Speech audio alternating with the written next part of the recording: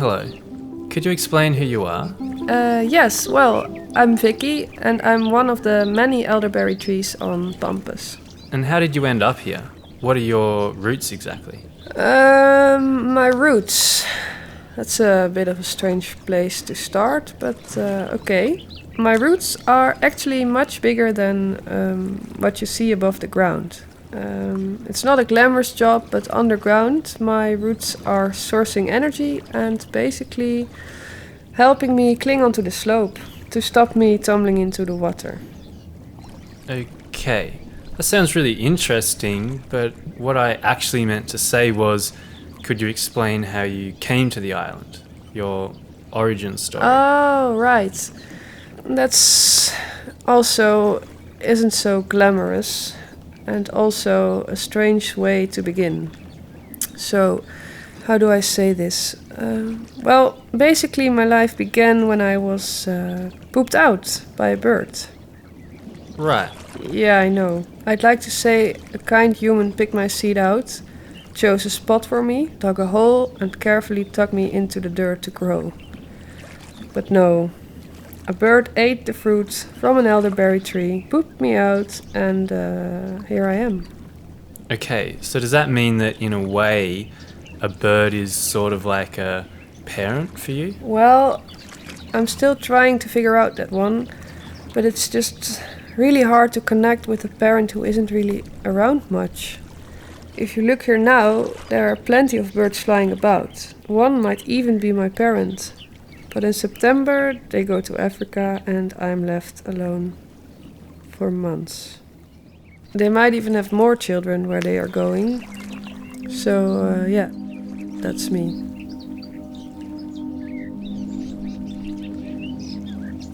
Could we perhaps now talk a bit about what it's like to be a tree here on Pampus? Well, right now it seems quite calm and peaceful, but it's not. Trees aren't exactly welcome here, or seen as accidents that need to be cleared out of the way. Back to the original state, as they say. It wasn't your choice to be here, though. Well, exactly, but no one gets to choose their life. It's a messy beginning for me, but it's my life and I want to make something of it. But it's hard. I've got this craving to grow, but the whole time it's sort of in the back of my mind, how big is too big? I've seen it before. As soon as you block the view, you're gone. Well, I suppose it's not a good time to be a tree anywhere right now, is it? Isn't it? Yeah, I mean, you've got mass deforestation in Brazil, bushfires in Australia, the climate crisis with increasing temperatures and rising water levels. Yeah, it just all feels a bit inescapable. I look over to the right there and see cranes first and then buildings popping up where trees once were. But my biggest fear is this all around me. The water? Yes, I'm surrounded by it, and the only thing stopping it swallowing me up is the dike just over the horizon there. I can't really relate, to be honest. Often I actually use the sound of water to relax or to help me sleep. Well, I find that a bit disturbing. For me, the sound you hear now, it's like a constant knock of death on the door. Previously, in the winter, at least I got a moment to relax when the water froze over. But it's been a while since that last happened. So now I just sit here, waiting. Waiting for what exactly? Well, I'd like to say waiting for someone to fix the problem. But it's pretty clear to me that this isn't going to happen. Why are you so sure about that? Do you ever think that maybe it's not something to worry about? Look at the Afsluitdijk, for example. We can always just build a wall. Well, I've heard that before. I just think, if you ask the thousands of people now living in Flevoland, who are technically 5 meters underwater, it seems like we have this whole water situation under control. We? Yeah, as in humans. We've managed with all kinds of disasters before. Why would a potential climate crisis be any different?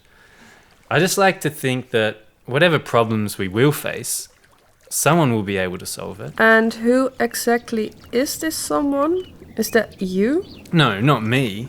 I mean, if I could, that would be great, but it's a fairly big crisis. I'm just one person. People say eat less meat, stop chopping the trees, turn off the lights, but unless everyone does it, what's the point? So, someone will solve it, it's not you. But everyone has to be in it together.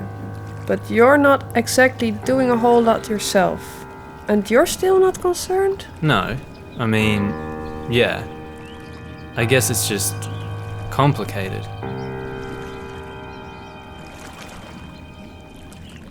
This is perhaps a heavy question, but if you get chopped down, are you the chopped wood or the roots that remain? Sometimes I do think about these things. Where do I begin and where do I end? I'm not too sure. Oh, right. I was hoping you might know. But anyway, it hasn't happened yet. But if I do get chopped down, before the water reaches me that is, I do wonder what's next. I suppose that's a question everyone thinks about. We humans have all sorts of theories, you know.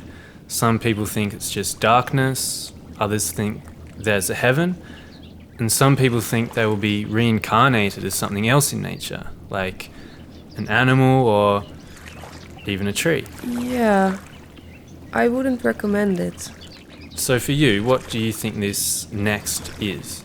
Well, don't think I haven't noticed that your pole here is made up of a dead tree.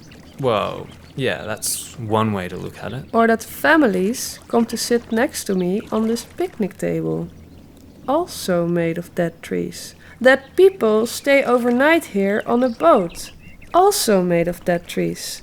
And around the corner here there's a strange reindeer sculpture, which is also made of dead trees. Yeah, it is sustainable though, but I do recognize this must all be confronting. So, what would you prefer? I know it's quite good for the environmental balance and biodiversity that when you die, you become a home for other animals. Is that perhaps a nice thought? Small creatures living in me? That's not a nice thought, no. It might be good for the environment, but perhaps if the human population was less, that would also be good for the environment. Maybe in the ground you can become nutrients for the trees around you. Is that a nice thought for you? You're right, no. No, it's not. Let's perhaps imagine something else. As I stand here, I see all these boats behind you. Perhaps a nicer next for you could be out there somewhere. Well, naturally, right here on the IJsselmeer I can't help but notice the boats made of trees moving past constantly. It's something which is strangely alluring. I mean, in one sense, in these boats, I see there is this freedom of movement and purpose. Then again, those trees are now something else. Are they still a tree or are they now a boat? And there is this sort of irony there, that I have more purpose and value once I become something else. I kind of have this dream that this human floating on wood situation is reversed and instead it's a living tree floating on humans. There are all these humans swimming along and they are carrying me. I'm floating across the water, feeling the wind in my leaves and going wherever I choose.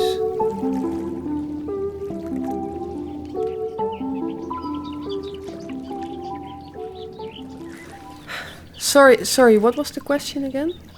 No, it's fine. So what I think you were saying here is that you feel like you don't have a purpose right now? Well, I know I have, but do others? I'm out here producing oxygen for you to breathe, but I'm not ever thankful for that, am I? I know it's a team effort and all. Plants everywhere are involved, but I contribute my bit and I'd like to think this makes a difference.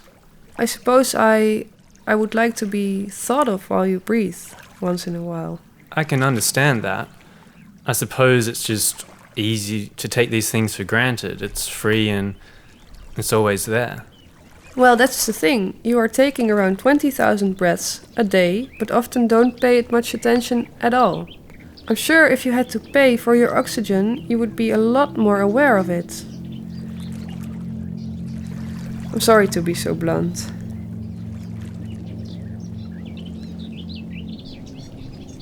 I see you have some neighbours here. Yeah, that's Mark slightly up the hill there, on your left. And on the right by the water is Gilles. We don't exactly get on, you know. Oh, right. Yeah, it's just a bit of a tree thing. They just kind of steal the light, I guess. I've read that trees can connect through their root systems, that you can communicate with each other and share resources. Well, in theory at least. We don't talk much. I'm standing alone here. Yeah, I wasn't bringing this up just to highlight this fact, but yeah, you are alone here. I suppose what you really want right now is a hug? Whoa, steady on there. A hug? Are you kidding me? I'm not sure where this whole tree hugging trend started, but honestly, I find it disturbing. I appreciate it comes from a good place, but has anyone asked me if I like it? I mean, what's something you like? I quite like riding my bike. I bet you've never hugged your bike though, right? That would be a bit strange. Yet, when it's a tree, for some reason, it becomes a thing. So no, I don't want a hug. When you put it like that, it's understandable. Are there any other misconceptions that you would like to clear up? Well, this is strange to say, but hugging is often the least of my worries. Often, many people are on this island, but do you see many toilets around here? No. I'm not sure why people see me as the best alternative, but that's often the case. It's like there's some big arrow pointing towards me saying, "Be here!" And initially I believed this could be a good thing, because I thought, well, at least this might turn a few of the tree huggers away later. But it hasn't. So you have people peeing on me, later people will then hug me, then people pee on me again.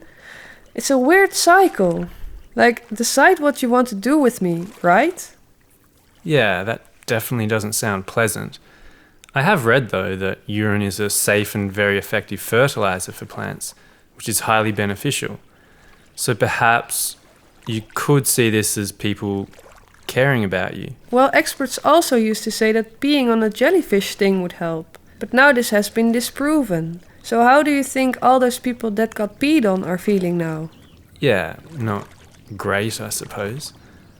Perhaps I can throw some more research your way and you can give me your take on it. Yeah, I guess. Okay. One study has found that adding a single tree to a field can raise the number of bird species from nearly 0 to 80. Yeah, I'm still not entirely sure how to feel about birds. The whole coming to life through their poop thing. Well, in Japan, there's a practice where people who are sick are required by their doctors to go for a walk amongst trees, to take a forest bath. Okay, interesting. Multiple studies have shown that being around trees reduces blood pressure and anxiety. Good to know, but doesn't seem to be working for me. Well, this is a good one. In this study, researchers asked a group of university students to look up at either a tall building or some trees for 1 minute. They found that the students who looked at the trees were more likely to be generous afterwards. Following the task, when one of the experimenters pretended to accidentally drop a bunch of pens, the students who were looking at the trees helped pick up more pens than those who had looked at the buildings. Okay, that's a nice story, but how often do people drop pens? Well, that story isn't really about the pens. I suppose what I'm getting at here is that you have a positive influence on us. Perhaps you don't always feel it, and maybe we aren't very good at showing it, but after spending time on this island with you, people might go away and you've helped them become better. It's just that you aren't there to see this side of the things. Yeah, okay, I think you're right.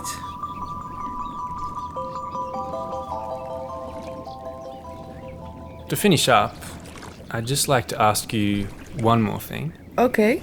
I'm curious about this superstition in many places across the world of whispering a secret into a tree.